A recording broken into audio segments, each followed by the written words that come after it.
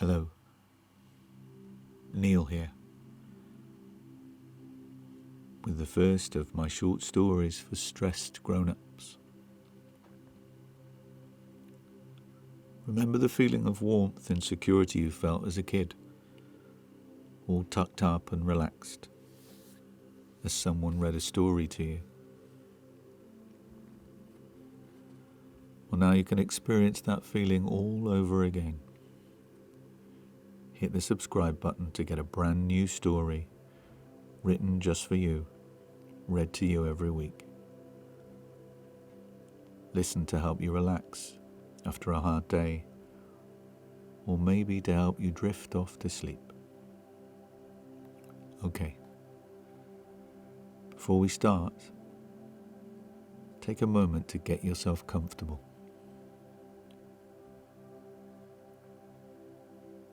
Good. Now close your eyes and take a couple of deep breaths. In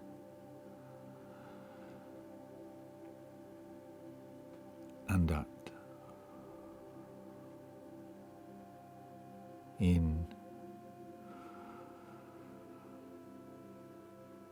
and out. Now, let's begin. Today's story is called Across the Universe.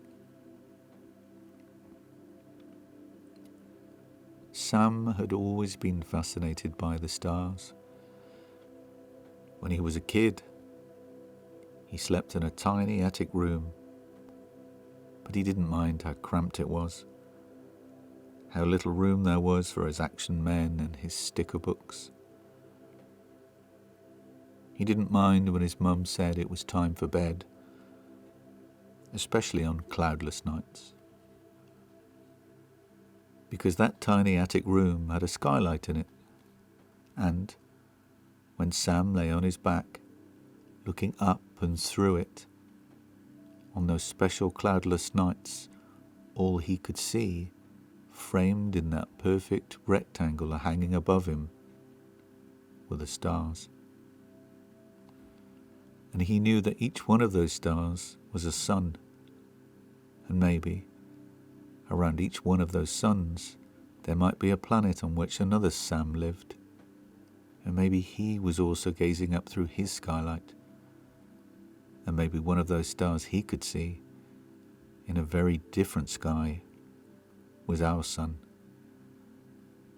And maybe he was also thinking there was another Sam out there, just like him. And when Sam found out at school that the light he was seeing from those stars might have taken 1,000,000 years to travel across space and into his eyes, it blew his tiny mind. The idea that he might be looking back in time, that the stars he was seeing might have already collapsed years ago, made him think about himself and the universe in a very different way to the other kids.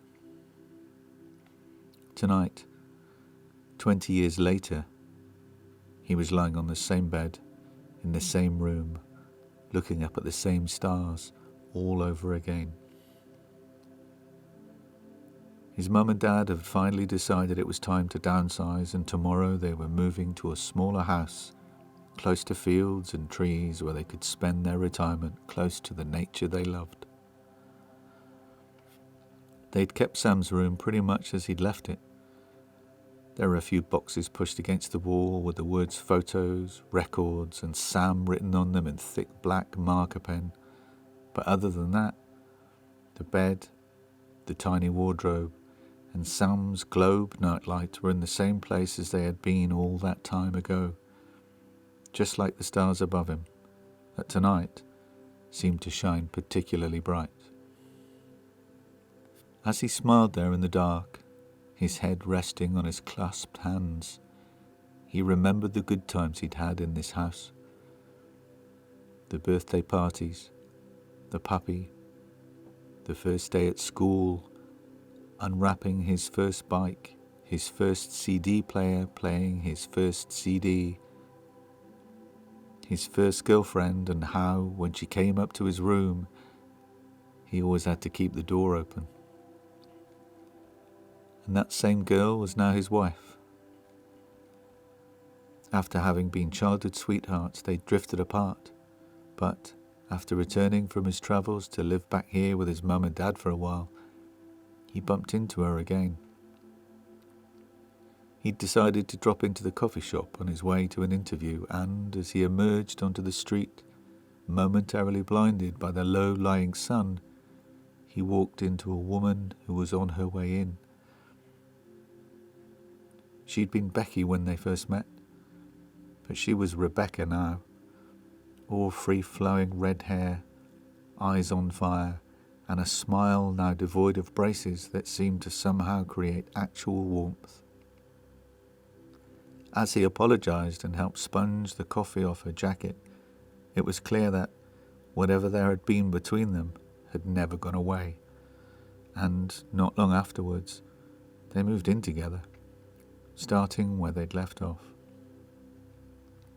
Sam thought about that day, how if he'd decided to walk past that coffee shop or hadn't got that interview, he might never have seen her again.